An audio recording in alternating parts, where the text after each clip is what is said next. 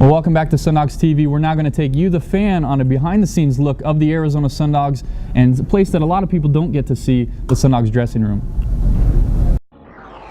Now we're going to take you behind the scenes for exclusive access here with the Arizona Sundogs.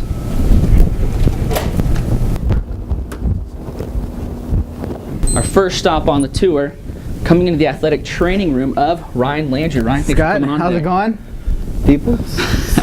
All right, let's start it off. Tell us your official title here with the Sundogs. My title is athletic trainer, as the head athletic trainer of the Arizona Sundogs. All right, now how long have you been with the Dogs? This is my third full season with the Arizona Sundogs. All right, now give us a little background on what you did before you were here with the Dogs. Before I was with the Arizona Sundogs, I interned with the Philadelphia Phillies organization. I was the strength and conditioning coach of one of their minor league affiliates. Okay. Now, give us an example. Tell us what you have here in your training room to help out the boys when they're feeling a little sore. Well, I have a plethora of things in here to work with.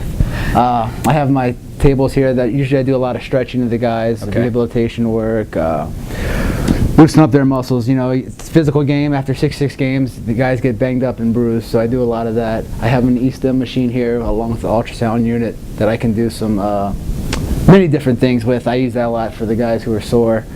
Also, we have a big jacuzzi tub here, fits two, heart-shaped also, by the way, for the guys to get in there. You know, we like team bonding. So Visser and sides, use that a lot together. Yep.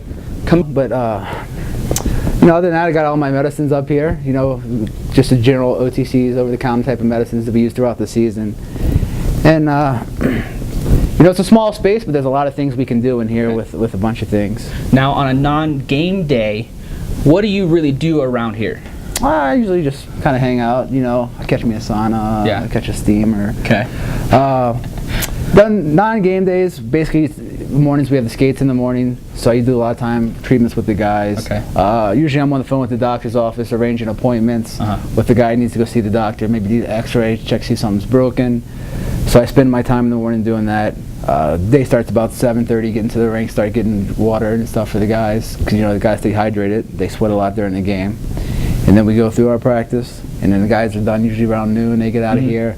Me and Brian go grab some lunch and usually come back and finish up the afternoon, cleaning up, making sure everything's straight, and then finish up just, you know, a lot of phone calls usually in the afternoon. Now, how different is a game day? Game days are different. Game days are longer days for sure with this.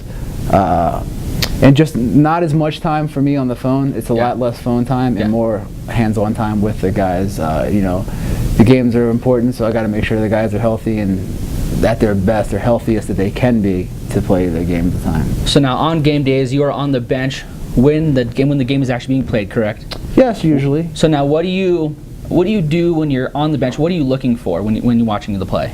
Usually I try to look around the crowd and see, you know, what girls are around there. My girlfriend doesn't have her eyes on me at the time, so I can look around and it gives me the opportunity. Bring some binocs out there. Well, it's a little obvious with the binoculars, Scott. You know, I'm in a serious relationship and I can't let her see me doing this. She has no clue. You know, she's doing game ops upstairs, so she really doesn't know what's going on. But other than that, that's about it. Yeah. No, during games, usually I'm looking for the player falling, signs of a player getting up slow, and try for the most part to watch the players. And once you get to know the players, you can tell when something's wrong with them. They're not acting right. Being a physical game, one thing, you know, a lot of people will see too, just NHL is going to a lot of head injuries.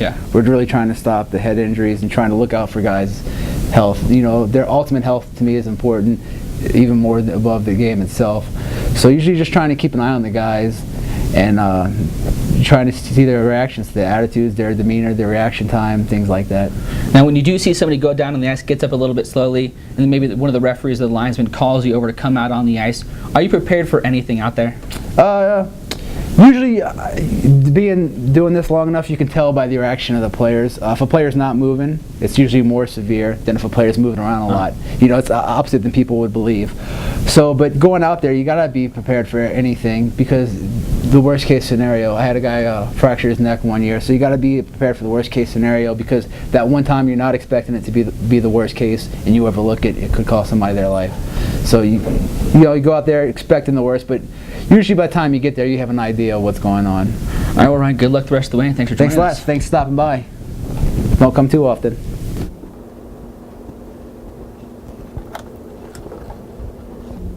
We're now going to continue our tour here with Brian Connor. Brian, tell us what your title is here with the Sundogs. I'm the head equipment manager for the team. All right, now what were you doing before you joined the Dogs? I actually worked in the AHL as the assistant equipment manager for the San Antonio Rampage. Okay, now how long have you been here for? This is my first year. All right, so now 7 months. Give us a little example of what you have here in your room. Pretty much anything a player might need equipment-wise. Anything he wears on the ice, off ice, sticks, skates, is in this room. It's a little room, but we kind of make do with what we have, and storage is all over the place. All right, so now on a non-game day, what does your day consist of? A lot of drinking coffee and sitting around. No, actually, I have to get the room ready. All the Locker room? All the locker room, the change room, towels, pretty much everything that a player needs for that day is there. Now on a game day, how does that switch for you? What do you do on a game day? Well, we have a morning skate, so it's almost getting ready for morning practice. Maybe 30-minute skate. They come off, I start that laundry, set the room up again for the game. So it turns into probably about a 18 to 19-hour day. Now, equipment manager, you obviously have to know a lot about these boys, what they like and what they don't like. How was that for you, getting to know the guys this year? It was a little tough. Being my first year as a head guy, took me probably 2 months to realize what everything was going on, and finally slowed down for me. If you could ask a guy, you know, the last couple of months have been a lot better for me and for the team. So now you're going to show us a little bit about how to sharpen a skate later on in the show. How important are the skates and the sticks for these guys? Those are the two biggest things that a player wants. The sticks to be right flex, right curve. Most of the guys do their own sticks, so the right height. Skates got to be sharpened every, you know, morning skates. All the skates are sharpened, and then I'll probably do 3 to 4 pair in the afternoon for that game day. Okay, so now during a game, you're out on the bench with the team. What are you watching for? Anything. Broken sticks, guys falling. Pretty much just watching the game, but it's a little bit more intense. So power play, Sundogs on the power play, McDonald breaks his swag. What do you do? You just turn around and grab a stick and hand it to him. Simple as that? Yeah, you know everybody's stick. There's no numbers or anything on them, so you just grab them. That's the. All right, now when there's a player on the ice, say somebody loses an edge, they come off the ice. How nervous are you trying to get that done as quick as possible? I'm gonna be honest. Beginning of the year, I was sweating a little bit. Now it's kind of, the guys kind of trust me a little bit more. If it's really bad, and I tell them, let's go. We're going off the ice. We're gonna sharpen them real quick.